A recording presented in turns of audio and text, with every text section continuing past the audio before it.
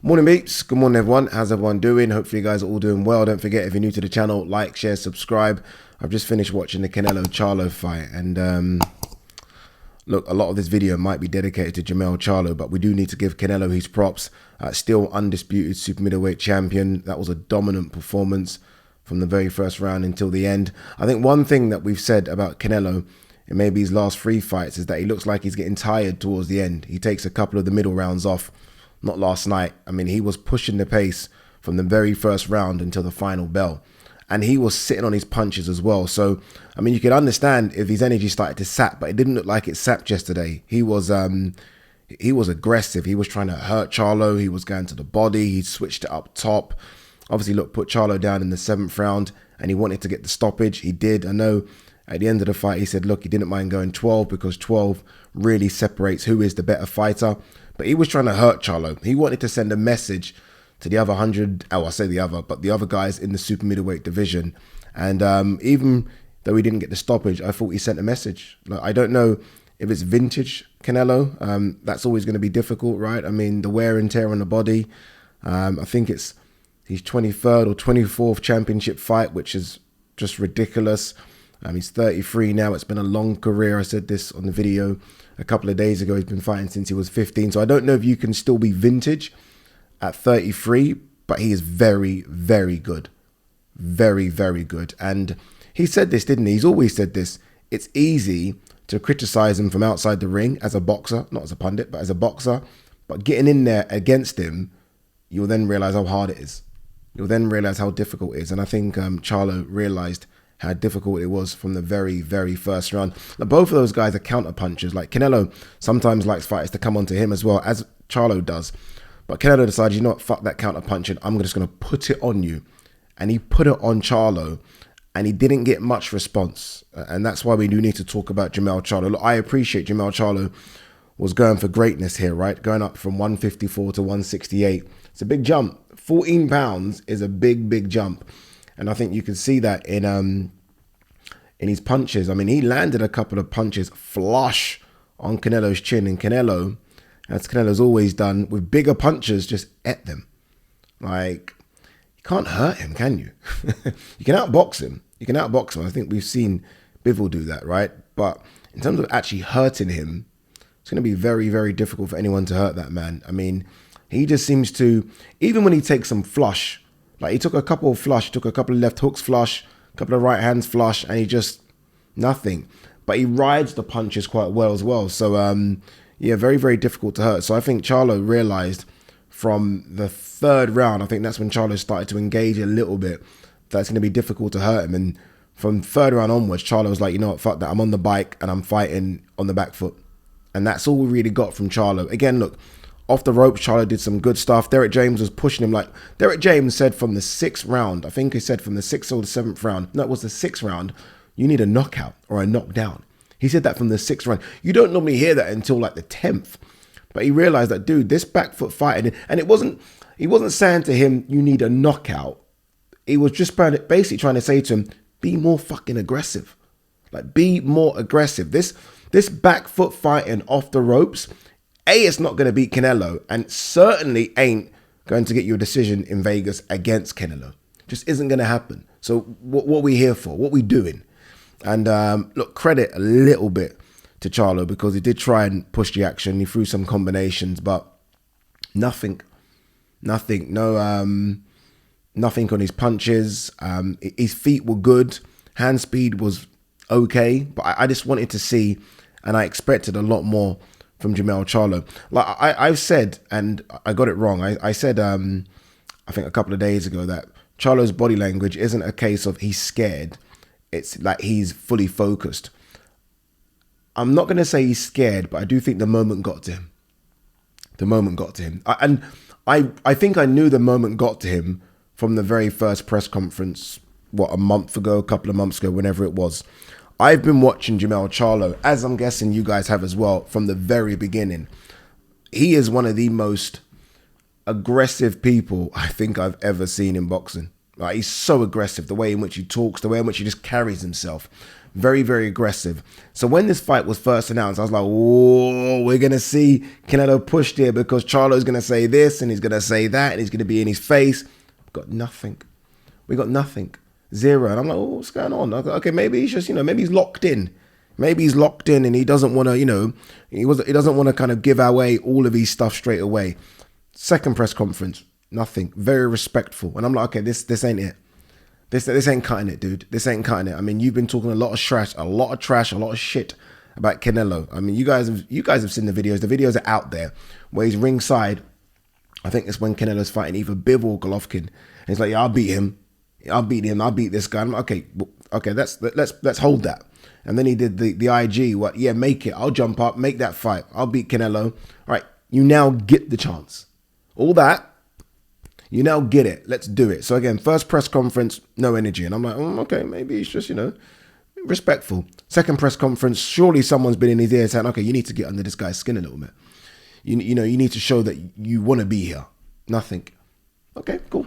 All access shows I'm watching, very little. Very little. Even at the weigh-in, I thought he might do something at the weigh-in. I thought he might, show that I'm here. Come on. Nothing. And then, okay, fuck that. In the fight, come on, show me something. Show me something, right? This is the chance. You've been calling this guy out now for about 5 years. You and your brother have been talking a lot of shit about him. Do something. Nothing. And I'm like, okay, what's going on there? So you've been doing all this. And look, I get it. Trust me when I say I get it. It's easy on the outside, but you can't do that. You can't talk shit about someone, get your opportunity, and then almost freeze in the moment. For me, I didn't see enough from Jermell. And again, I've been watching Jermell for a long time, honestly, for a long time. And Jermell is not just aggressive in the ring, not just aggressive out the ring, very aggressive in the ring. And we didn't see it. Like, I almost felt like it's coming. I thought, okay, he's going to try, because Canelo has this, people have, say that he gets tired. I thought maybe, okay, Charlo's going to try and take him into the second half of the fight, and then he's going to put it on him. I was like, okay, it's coming. It's got nothing. Again, a couple of combinations. I understand the opportunity that's in front of Charlo right now. Understand the opportunity. Canelo's not looked good in his last 3 fights. Canelo, again, rumors of Canelo being on the slide. Maybe there's a fake, I don't know, but I thought so. You're fighting for the opportunity to become double undisputed. Maybe a discussion for pound #1. And I thought you froze. I really do, but that's just my view on it. Look, Canelo is very, very good. And Charlo jumped up a lot of weight. But I don't know, man. I don't know. As I was watching that, I was thinking about Crawford. I was watching that. I was thinking, what would Crawford do here? Like, surely Crawford mixes this up a little bit. Like, surely Crawford tries to put Canelo on his back foot a little bit. Surely Crawford does this. Surely Crawford does that. Maybe he does. Maybe he does. Maybe he doesn't. Again, maybe the weight is an issue. Maybe, we're not taking into consideration that is an issue, because Charlo threw some good punches and Canelo just ate them.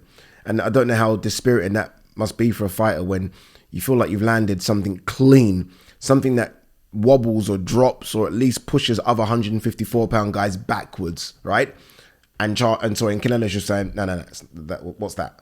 And just walks forward. That must be strange, actually. Think about that, though. Think about it. I'll say it again. Imagine that. Because there were times he landed a clean left hook, Charlo, clean. That wobbles or stops or drops most 154-pounders, right? At least gives you breathing space. So Canelo's on you and you're breathing hard, bang. Normally that gives you a few seconds because the other guy, will go backwards or get into his shell. Canelo just, that must feel a bit strange. But I don't think you can talk the way you talk like that. And this is where you got to be careful, but it sells the fight, right? But you can't talk the way you talk like that and then get in the ring and then just not do much. Fight on the back foot. Like, he fought on the back foot for the entire fight. The entire fight. Like, the entire 12 rounds. Not once did he say, I'm going to try and push Canelo back a little bit. I get it. Canelo is the bigger guy. I get it. He's a stronger guy, definitely. But I'm going to try and push him back just a little bit. Because you know what? In Canelo's most recent defeat, that guy pushed him back. And Canelo didn't like being pushed back. Couldn't do it. Didn't do it once. Did not do it once. I've just watched the fight. It's fresh in my mind. Didn't do it once. So, yeah, ultimately a bit disappointed. I feel bad here because ultimately Canelo looked incredible. So it could be a case of Canelo's just too good and it's not Charlo's fault. But I still think Canelo's on the slide a little bit, and I think Charlo didn't capitalize. I just feel like Charlo was just there. And Jermell Charlo was ringside. He should just stay away from Canelo as well. It'll be worse because Jermell is the better brother of the two for me. Jermell might be a bit bigger, so he might be able to handle the weight, of the shots, but nah, not for me. I just feel like Canelo is far too good for both of those brothers. And it'll be interesting to see what next for Canelo. Obviously, look, the Benavidez one is one that everyone seems to want. I don't know what's going to happen with Crawford. Looks like Crawford's going to go the Spence route. But yeah, and Charlo, looks like Charlo called out Crawford, didn't he, in the fight, saying, look, I'll go down to 154 and fight you. From what I saw there, Crawford pieces him up. And then Crawford pieces him up. Again, maybe I'm reading too much into it, but Crawford pieces him up. Very quickly on some of the other results, I only briefly saw the Lubin fight. I haven't watched it in full, but from the 4 rounds I did see, and then the reaction by the ring announcers, the commentators, Lubin didn't win that fight. Again, I need to watch it, but Lubin didn't look like he won that fight. Even the crowd, don't get me wrong, very pro-Mexican, but they're honest, the crowd, they're very honest, and the way they were booing. Massive win, this one for Barrios. Dropped Ugas twice. Massive win. Good luck to him. By the way, Barrios is a huge, I don't know how he made 140, huge 147 guy.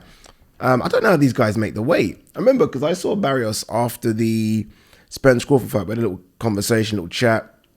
And I looked at him, I thought, you're big. Like, he's taller than me. I'd say by about an inch. And his frame isn't that much smaller than mine. And your boy was struggling to make 175. Crazy. Last one, very quickly before we wrap. I'm going to do a separate video on Jao Patai. I don't know if you guys are watching this video first or the other video. I think the big problem for Charlo is inactivity as well. You can't go from fighting Brian Castano, no disrespect to Brian Castano, very good 154 pounder, not doing anything for 18 months, jumping up 14 pounds and fighting Canelo. It can't happen. It can't happen. Like, think how silly that sounds. Your last fight was 18 months ago against Brian Castano. What do I do next? I'm going to jump up 14 pounds and fight Canelo. You have to stay active. You have to stay active. That is the one critique of these PBC fighters. So inactive. Don't get it. So inactive. It's really, really bad. And look, Canelo, you already know, and this is why I think Canelo needs to be given so much respect. You already know Canelo, unless something crazy happens, is going to give you a fight in May. That's guaranteed. I can guarantee this now. We ain't seen Charlo for a minute. I'd be shocked if we see Charlo again for another year. That's just what they do. That's just how they fight, these guys. They're just not active. Whereas Canelo, we know we're going to see him in 6 months. 6 months? I've clearly got that wrong. 8 months, right? 8 months. We're going to see him again. No wonder he's that bloody good. No wonder he's that rich. No wonder he's been able to have a long career. He stays active, looks after his body. Dominant. Well done, Canelo. Hopefully it is Benavidez next.